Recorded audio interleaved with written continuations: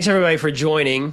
We're really excited to have Chris join us from the field in Nigeria. So it's even though we've been we've had this technology for decades now, it still always is exciting to me to be able to connect real time with someone across the planet. So Chris, thank you for making time to join and talk with us today. Yeah, yeah, honored. So for those of you who don't know Chris, I'll clue you into what his background looks like before I ask him a few questions to respond to. So Chris is a missionary. He's serving in Nigeria with his wife Anna and their children. And for over 3 years, they've been pioneering Wellspring programming across West Africa, bringing wholehearted living to missionaries, orphan care workers, and church leaders. Chris has served in multiple leadership roles in his career, including and there in Nigeria specifically. He's the director of the Joss Prayer Center, pastoral care and spiritual growth at Seeds of Hope Orphanage, and he's also Wellspring's Center of Influence for Nigeria. His ministry focuses on three key areas: prayer, orphan care, and wholehearted discipleship. Before he moved there, he was at Gate City House of Prayer in Atlanta for 15 years, where he had various roles over time. He was the kids pastor, he was a CFO, and he was serving the Lord in the prayer room and as a worship leader. His calling in Nigeria is really interesting. It has deep family roots. His grandparents were missionaries there for 30 years, from 1955 to 1985. And his grandfather and grandmother are both buried on Nigerian soil. Chris, his personal journey from emotional suppression and task focused leadership has led him to have the moniker of the Heart Doctor. And he has led almost 24 wholehearted living groups and a battle group there in Nigeria. So he's got really rich experience at this point. So Chris, welcome again, and thank you so much for being with us. Yeah, I'm honored to be here. I'd like to start with this idea of the heart doctor and what makes that significant in a country like Nigeria. And perhaps for you, is that kind of a name that you went by in the U.S. or how surprising was it to be to earn that title? Um, you asked a couple of questions. So the first one was, what? How did you come to be known as the heart doctor in All Nigeria? right. So after getting here and connecting with some friends and connecting with the staff that we're connected with at the House of Prayer, one of the Nigerians just nicknamed me that. And I was like, and it was because I was leading some I did wholehearted living small group. And so I was always asking, how's your heart? Nobody's ever asking them how's their heart. And so I think that's how they nicknamed me the heart doctor. I was never called that. Well, one of my friends, also named Nathan, calls me the heart doctor, but nobody else knew that. So anyway, Hmm. um, that's significant for me because they don't they don't normally connect to their heart or think about their heart as something important. So When you say they, you mean in Nigerian culture in general? yes, Nigerian culture in general is very, I mean, America is very task focused, but they're relationally focused, but on a very surface level. The normal greeting is how's your morning, how's your family, how was your night, and you're just saying it rote, Mhm. just over and over.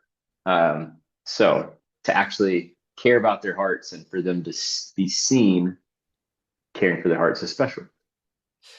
That seems interesting to have a culture that's very committed to staying on the surface. What would you say have been a, maybe a major barrier or a couple barriers that have gotten in the way of bringing a heart focused ministry to Nigeria? Hmm. I think there's a lot of barriers. Maybe, hmm,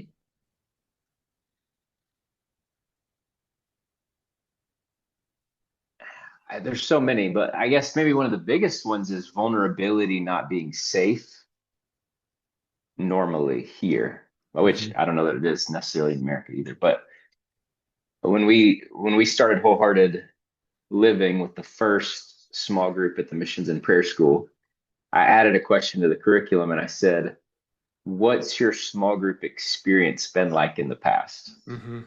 So how is that affecting you coming into this group?" And some of them had positive, some of them had negative, but one guy's story really struck me. He said mostly negative because one time he was in a small group with a pastor. He shared something vulnerably in small group, and the pastor used it against him from the platform the next Sunday. Oof. So he's like, it's not safe, and so we committed as a group in that moment to confidentiality. And I had each of the guys look him in the eye and say, "I'm not sharing your stuff outside of the group." 2 years later, they've done all three Wholehearted modules, and this guy's like blossoming and open and vulnerable from having a group of guys that were safe and committed to not share his Yeah. stuff. Here in the US, we have all of us here on this call have experienced the reality that we've got, as you pointed out, kind of a task oriented culture, and we kind of enjoy staying on the surface. And, um, but but so maybe there's some of that in common with Nigeria, but our economic situation is distinct from Nigeria. Sure. How does the contrast in what you see in Nigeria um, make, I don't know, maybe it makes the stakes higher there to be on the surface, or how can you comment on how that interplays with this? Uh, just to be fair, most people are making $50 a month. That's what they're living on. So just kind of get that in your mind and heart, the level of poverty. Um, so it's almost like Maslow's hierarchy of needs, right? Like you have to get your basic needs met to then be able to move up and think about things like this. Um, the heart, I mean. Yeah. But when they get in touch with their heart and, like Wellspring material, I think it's all the more valuable because they have way less resources at their disposal, right? So, you know, they don't have counselors all over the place and they don't have mental health focus and they don't have all that stuff. So for them to get connected to God's heart, connected to their hearts and others' hearts, I mean, this is like a lifeline for them that they aren't used to. So Yeah. And how does it compare to your own journey? You went through Wellspring, what, a dozen years ago? Is that right? Do I remember that correctly? yeah, that's right. 2013. That was the first time you went through the battle. Mhm. And, as you reflect back on your own experience, how does that, were you in touch with your heart at that time? And, how, how did that happen for you? And, yeah, tell us what that was like.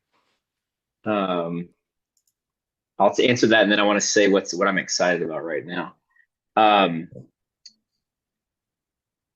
so when they drew out the four levels of the heart and said, "What levels do you mostly live on?" I was like, I definitely mostly live on thinking and feeling. Like I'm not. I mean, sorry, choosing and thinking. I'm Mhm. not connected to my feelings. I'm not connected to my desires. Um, and that just really struck me. Like, oh crap, I'm living connected to half my heart.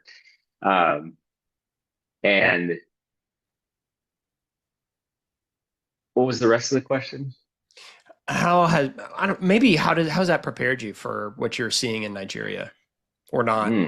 I can definitely relate to them when they're Mhm. focused on thinking, choosing. Mhm. Like I was teaching at one of the schools this morning, ministering to some of the high schoolers, and I was like, "That's what a good Christian is, right? You think the right thoughts about God, and then you make the right choices. Like think the right Yes. thoughts, make the right choices. Like, is there any more to life? you know?" And then I was like, "Well, actually, there is. God's got feelings. He's got desires." Anyway, so if they have trouble getting in touch with their feelings, I can relate because I couldn't name 10 feelings on the feeling chart, much less the 120 that are on that Yeah. huge chart.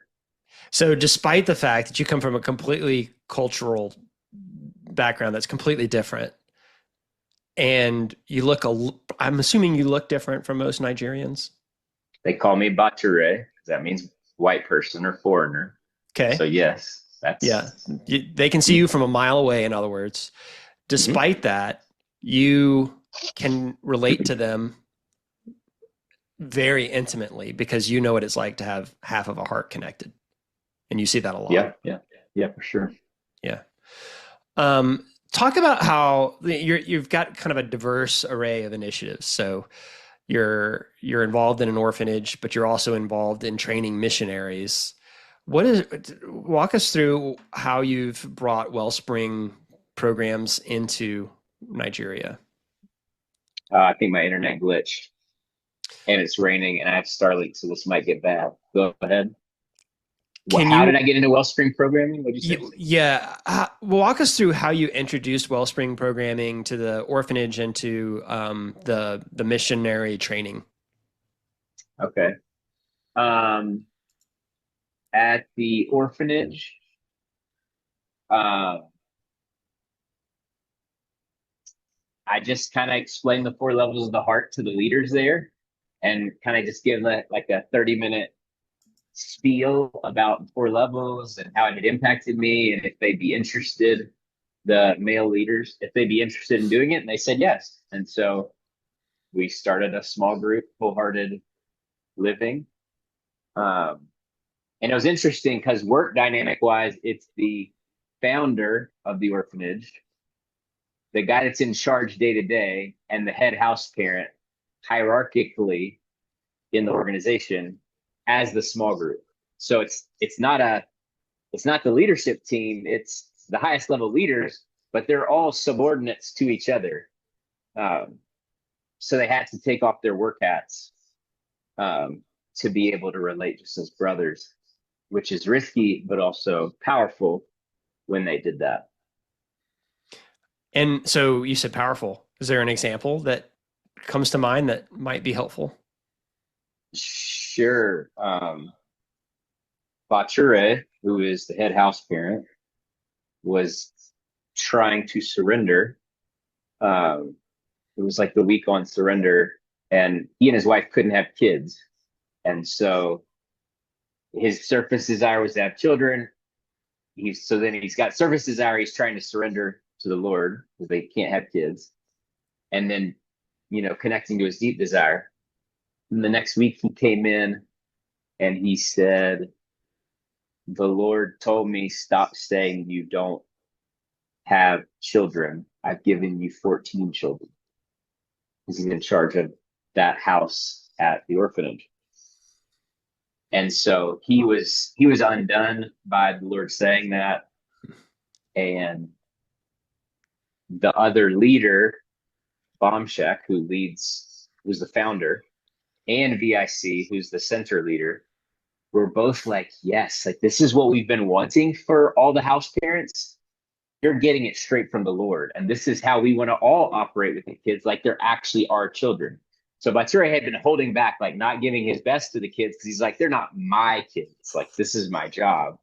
But now these are my kids. So it was a holy moment, even in Wholehearted Living, as the other two guys are reflecting to him and celebrating with him. And then the next week or two, he starts relating to the kids differently.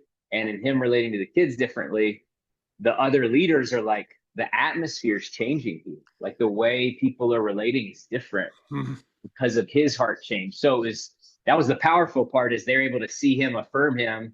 He's affirmed. They're longing for him to get that he's really a dad. So it was powerful. Yeah, one man surrenders and that impacts 14 kids. Like that's a whole different generation, right? That's like generational level change. And Yeah. then the staff are impacted, which they're going to pour in differently. Yeah. That's really incredible. Yeah. Have you seen any impact like from the kids, or are you not close enough to see that, or anything that's come up for you around how the kids have behaved or been treated differently other than through Bature? One small group. So my wife ran a wholehearted living small group with some of the ladies, and the week on empathy versus sympathy and wholehearted living was really touching for her. And she came back the next week and said one of the girls came up to her and she was crying. And normally in Nigerian culture, if a kid's crying, you say, stop crying, stop crying, stop crying, stop. But instead of doing that, she just sat with the girl and said, look, what's making you sad? And she's like, um, I miss my mom. Well, her mom's dead, right? So there's no fixing this situation. So she's able to just sit with her and just be with her and say, it's okay. I'm here. And the girl felt comforted, went off and played. And she said, normally, if a kid comes to them and they don't get what they're wanting, they're going to keep pestering them all day. Just keep coming back and keep asking and keep like whatever. But she like genuinely felt comforted and was able to go along her day. And so, yeah, that was one of the Yeah. powerful stories. Yeah. They're just with the person, this child. I'm just with Yeah, you. I'm yeah, with you in your yeah, sadness. And you're like, okay, yeah, I'm not alone. It passes. yeah, That's yeah, amazing. yeah. It is. What about with your training? Tell us about that. Like these missionaries are Nigerian missionaries and they have a 2-year training program, Mhm. and you have incorporated the Wholehearted series into that.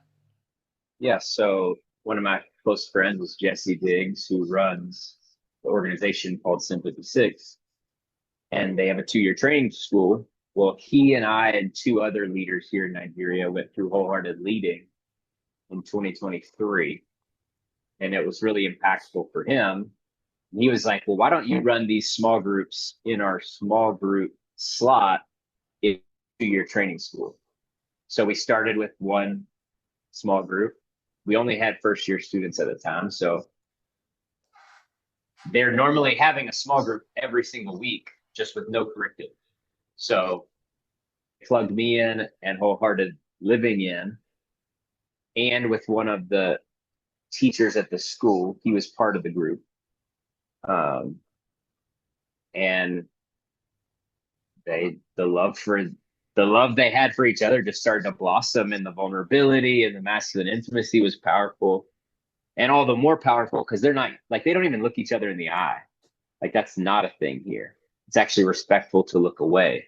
Mm. And so I was teaching them to go eye to eye, heart to heart. And so um, that was a big change. But anyway, really, really impactful because they're not just getting impacted rationally in the classroom, they're getting impacted at a heart level. And so now after 2 years, we've graduated the first like wholehearted um, Wellspring version, wholehearted missionaries from the school. And now they're going to get sent out to the unreached Muslims with that, as a background. So, Wow. And that's within Nigeria. well, they now are expanding. I'm going to lead the Uganda base and Kenya base this fall and next spring to Okay. pour into those leaders so they can lead their students. But yes, it's Nigeria right now. Yeah. Yeah. So I have this picture of the Wholehearted missionaries going into regions of Nigeria that are Muslim, but then also to other countries in across Africa, bringing with them the skills, the approach, the outlook that is about an integrated heart as a core piece of their mission work. That Yeah. seems really powerful. Like having set this in motion, what's that like for you? Uh, really exciting, impactful, significant. Like I'm very, very satisfied.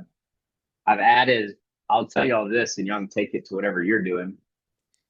Had a conversation with Larry, I don't know, 6 months to a year ago. And I said, Larry, why do we always ask, why is our heart check always, how are you feeling? Isn't the point to get in touch with our desires? So why don't we ask, what are we desiring? And he goes, I don't know. I was like, okay, I'm going to take that and I'm going to add that question to the end of a meeting. So how'd you experience this meeting? 2 feeling words, 1 deep desire. 1 deep desire that was stirred or 1 deep desire that was satisfied. And I've probably done that for the last, I don't know, 6 months to a year. And when I get to that question for myself, I have to answer it right. I've been just getting it, like the Lord satisfying my deep desire for impact in a beautiful way. Mm-hmm. And I tell him that in the meeting, and sometimes it feels selfish, like, but it also is like, it's getting satisfied. So anyway, and part of what's satisfying is the Lord spoke to me in 2012 about coming to Nigeria. So it took 10 years from him saying Nigeria to us arriving in the country. And there was so many things divinely. And I mean, he's sovereign over it all, but there were so many bumps in the road to getting there. And as I was in touch with my heart and writing State of the Hearts about, we're delayed another 6 months, or we're delayed all this, blah, blah, blah. My deep desire was for impact. And I was afraid of not having impact, I think was what was going on. And so it's relieving, it's restorative, the Lord bringing that impact in his own timing, in his own way. And it's just been, I'm just humbled and honored because I'm just, like we say at Wellspring, like I'm just playing my part, right? So. Yeah. And 10 years to get there with that desire, I mean, it implies a faithfulness that that I really admire and aspire to more of. So I find your description of your own story very inspirational personally. What about what's next? Like where are you going to, where would you like to have more impact? Before I go to what's next, I want to say what's exciting me right now. Okay. I was talking to Lori yesterday as like a warm up for the call. Like, what should I talk about? And she's like, just say whatever's like lighting you up. And I think what's most exciting me is taking what we do at the retreats and making it a lifestyle. Like, it's not a laboratory. We can say it's a laboratory, but it's not a laboratory. It's real life. It matters at the retreat as much as it matters in real life. And in real life, it matters all the more that we bring what we know from the laboratory into practical life. And so I was thinking about it this morning and I was like, you know how when you get a computer and you don't like the operating system and you get a new operating system and it's way better? You with me? Yeah, yeah. Or a new phone, better operating system. Living wholehearted or connecting to your whole heart is the better operating system. So take it and put it everywhere that you can. So like the first place I did it after doing Wellspring was I just decided internally, I am always going to cover anyone who shares with me just as a way of being. So I'm on a phone call. You know, you get a phone call with a friend, you're going to catch up for 30 minutes. They talk for 15 minutes. And then they say, how are you? And you talk for 15 minutes and the call's over, right?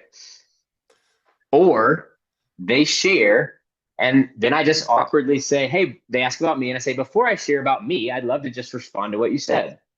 Okay. Then you cover them and then you share about you. And that was like my baby step. But then after I did that, I was like, well, I want more. So I applied it to my team meetings. Like we started out team meetings with how's your heart? 3 feeling words. And it just keeps expanding. And so I want everything I'm doing to be wholehearted.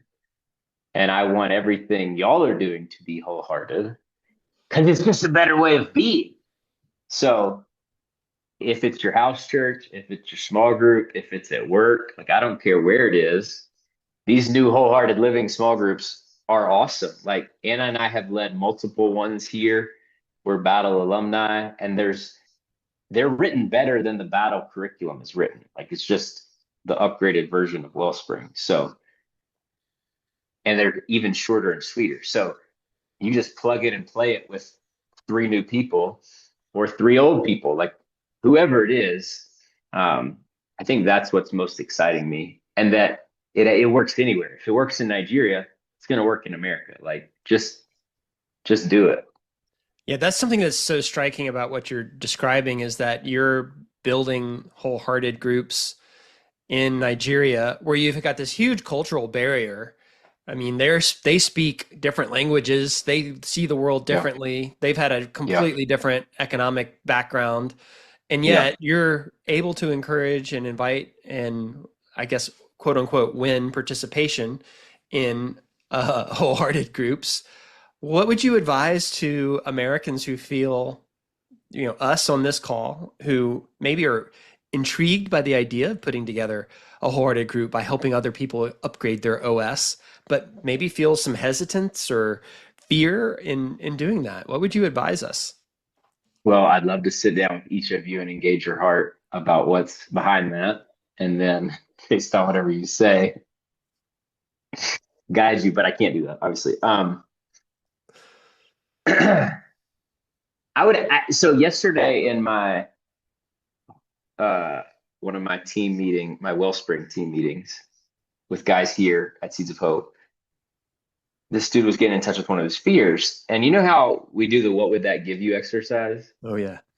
Um, well, one of the guys asked, what are you most afraid of in this situation? And then I just asked that question 12 more times until we got to the bottom. And I don't know that I've been taught that, but I like it. So ask yourself, what are you most afraid of? What are you most afraid of? What are you most afraid? Just journal it, right? Until you get to the bottom of why you're not leading a wholehearted small group. Just a thought. But on the That's a encouraging, profound, that's more than a thought. That's a profound thought. I'm immediately going to incorporate that into my questioning of the poor people in my life who don't know what's coming. ask permission first, right? Um, so what I would say is, as you were asking it, I was like, you're whoever you are on this call, you're probably overqualified to lead us a wholehearted living small group. So you are definitely have the qualifications. And I think it's just going to be life-giving for you. Like think about how life-giving it was when you did Wellspring at first. Bring some new people into it and then watch them come alive and you come alive as they come alive and y'all come alive together. That's awesome. What's next, Chris, for you in Nigeria? Um, I want global thermonuclear takeover. I whatever the Lord will give us and give us like energy to do. But so wholehearted, we're trying to make the Seeds of Hope safe enough emotionally so that we can then start teaching the kids wholehearted stuff. So I'm going to take the house parents through. I'm going to kind of disciple them in wholehearted parenting, even though I haven't written that yet. And then probably take them through the Battle for Kids' Hearts that we wrote a couple years ago. I'll upgrade it myself. Um, and then more battles. So we had 3 teams at our last battle, all of which have been phenomenal. So asking the Lord for timing and people for the next battle. And then we're expanding the missions and prayer school small groups to all 3 bases. So Uganda and Kenya on top of Nigeria. So I've handed off the small group leading to Nigerians and I'm just overseeing it now. And then I'm going to pour it. Anna and I are or if some of y'all want to lead a wholehearted small group of Kenyans, we can talk about that. I need some ladies. I need a ladies small group leader. So if you want to reach out. So pouring into leaders that can then lead other small groups. Um, That's really compelling. So you mentioned one way we can, this is my last question, and then we'll open up for others to ask questions. But one way we yeah. can support you is by volunteering to lead a remote small group. You don't have to get on an airplane for it. You can do it on Zoom, I'm assuming, right? Yes. How Yep. else can the Wellspring alumni network support the work you're doing with Wellspring programming in Africa? I'm not saying this in a trite way. I mean it. Like, please pray for us. Like, the level of evil hunting us is uncanny. We were sick for 2 weeks of our first 3 weeks back. Hmm. 1 week sick, off. We just passed it between our family, and it was awful. So that would be one. Um, I think that's the biggest thing, really. Okay. So prayer, and help lead groups. You could, yeah. And maybe if I have a battle coming up and you want to fly over here, that might be a possibility too. Yeah, that would be amazing for the folks attending the battle to hear from someone who's well versed in Wellspring, but also probably transformational for the person who makes the trip Oh, for sure. to experience that Very, culture yeah, firsthand. yeah. Yeah. Well, I'd like to offer others on the call to ask questions of Chris that have occurred to them that they'd like to hear more about.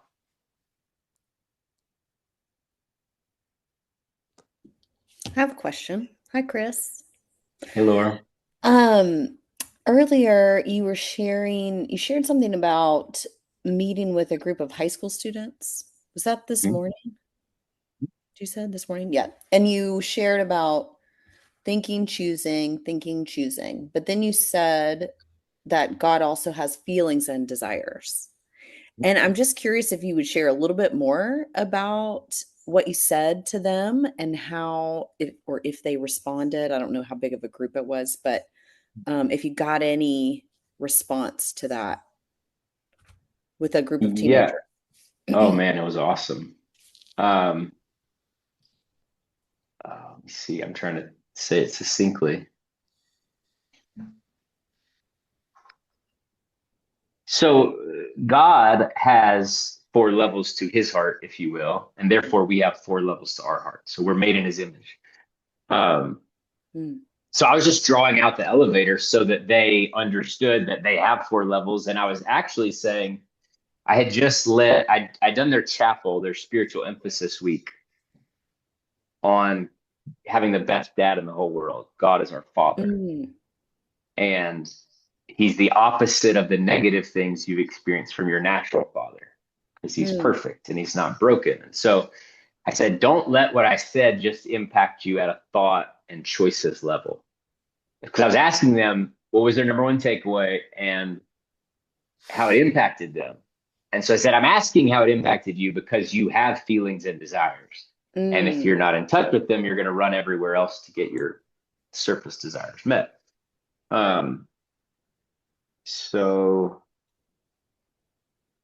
then they were asking follow-up questions on that. And it was beautiful seeing like, okay, how are they engaging? Like one girl was like, what about when your feelings and your desires are conflicting? And I was like, they're not actually conflicting. Your feelings are your desires getting blocked or fulfilled. That's where the feelings come Mm. from.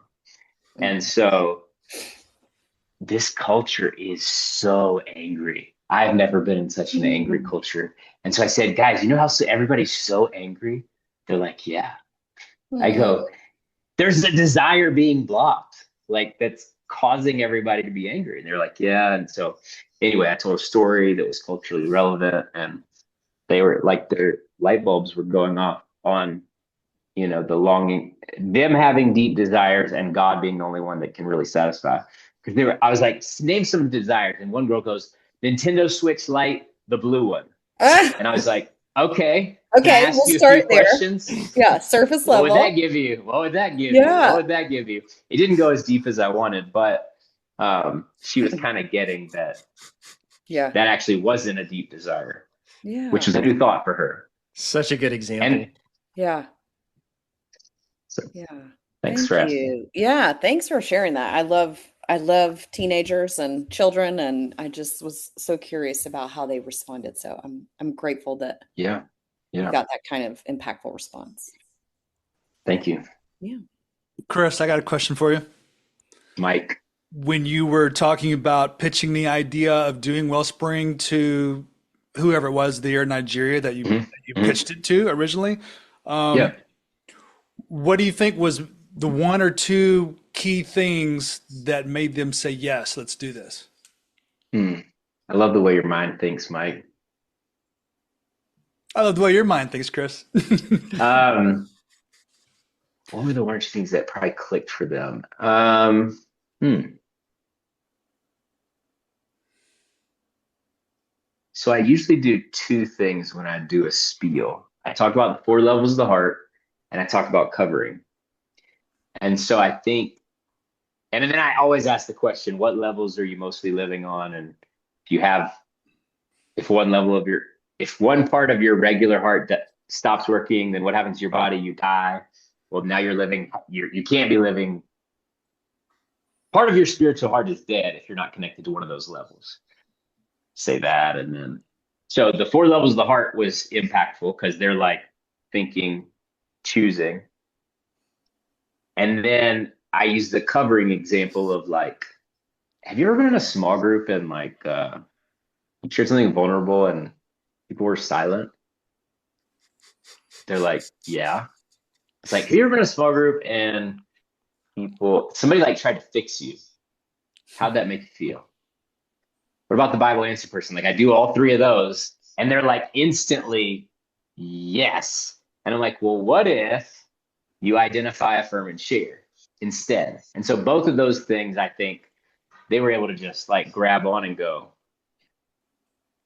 there's more, we want more. And partially they have to be humble and hungry. And they were very humble and very hungry, you know? Because if somebody thinks they know it all, they don't need to do wholehearted anything.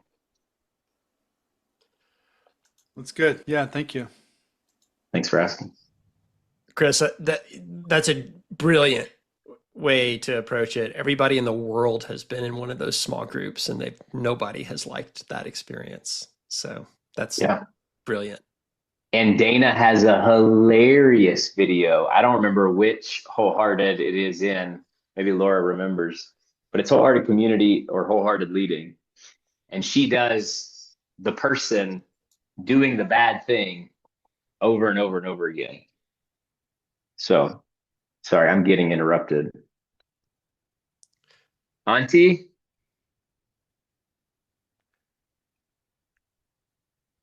Maybe not.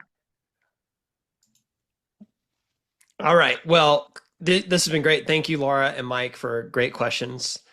In the interest of time, we should probably move to our next segment. Laura, you want to take us? And Chris, before we end this conversation, just wanted to say I'm so struck by the heart that you bring, and the stories that you have shared with us inspire me to think, how can I make the world a more wholehearted place? And I don't just mean the world metaphorically, I mean like literally. So it's really inspiring to hear you talk, and I appreciate you sharing your experience, your approach, and what's worked for you. Thanks, Nathan.